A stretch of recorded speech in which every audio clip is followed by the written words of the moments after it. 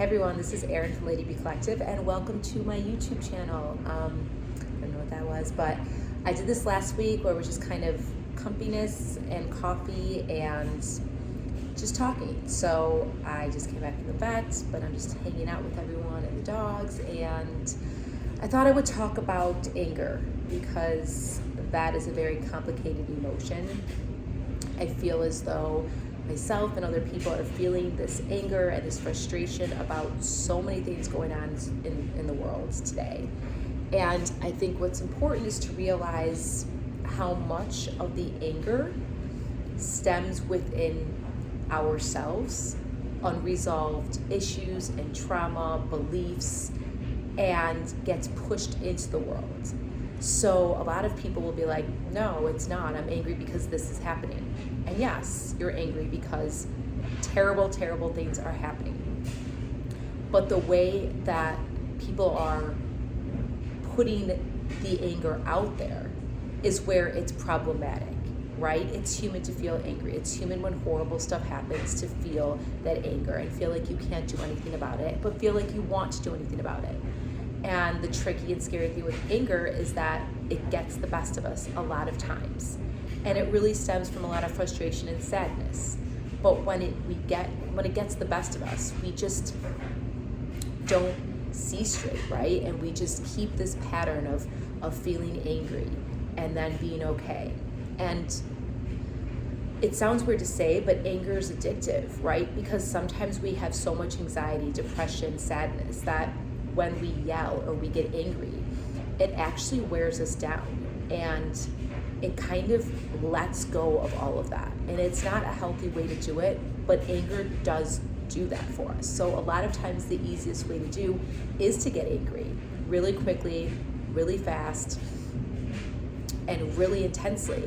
And then it gives you a sense of peace for a moment. And I've been through that. And again, it becomes addictive because we don't know how to manage our emotions. We don't know how to regulate them. And I was never a fan of regulating them because I thought, well, that's not being true to myself. Like, I feel these emotions. I'm not going to hold back because it makes people uncomfortable. And yes, that's true. But for our own safety, our own well-being, our own stress, our own health, these emotions have to have a place to go. And again, anger is so tricky because you want to let people and things know that you're angry, but at the same time, it's one of the rare emotions that we can usually use if we want to light that fire in us and get us to do something about it. You know, I don't know how many times I've been angry about something and I've just talked endlessly. I still do about how angry I am, and I made great points, and there were all these things I could do, but I didn't. I sat and I stewed with it.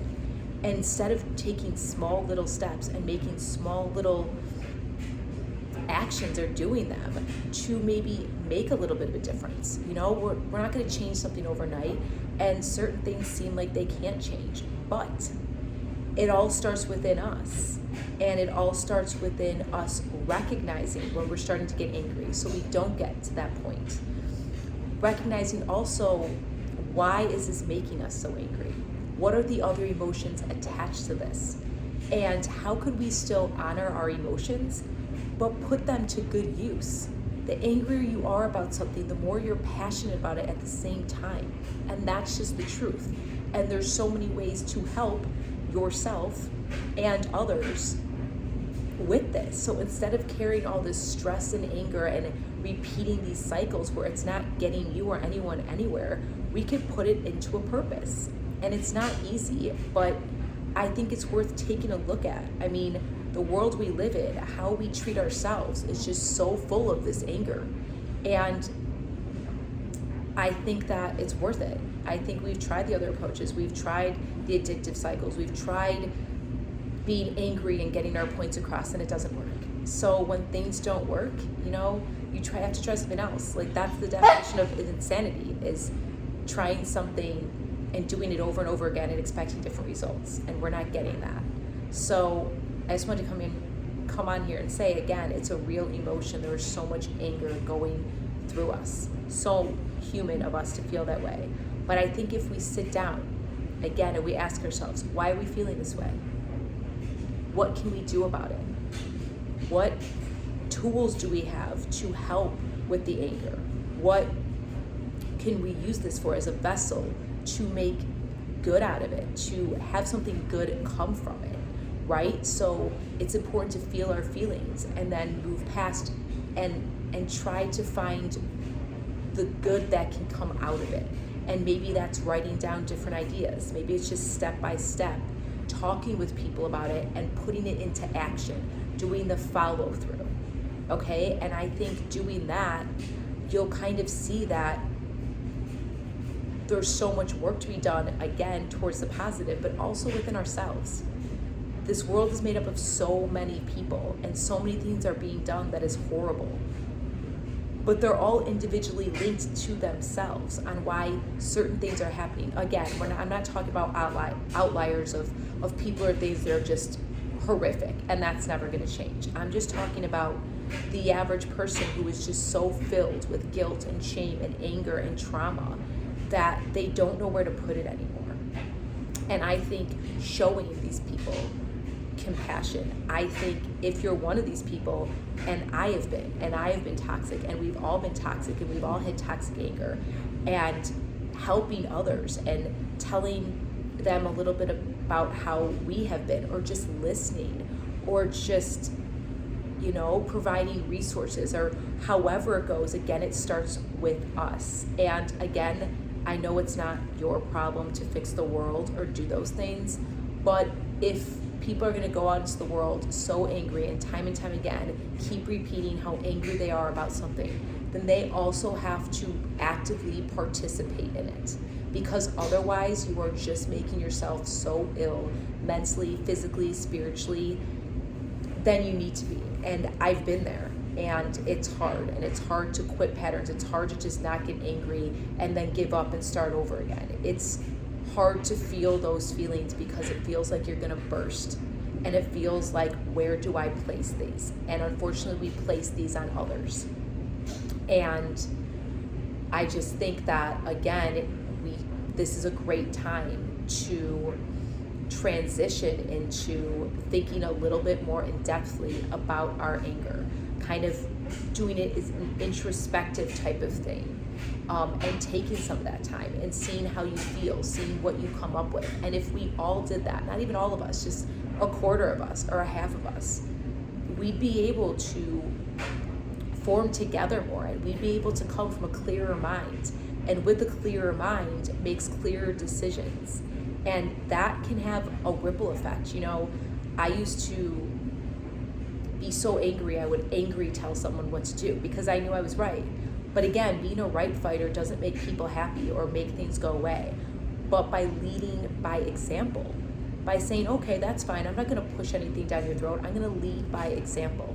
You don't realize how many people are watching you and looking at you and can be inspired by that. Maybe not that day or that week, but that's the way to get things moving a little bit in the right direction. It's the only way.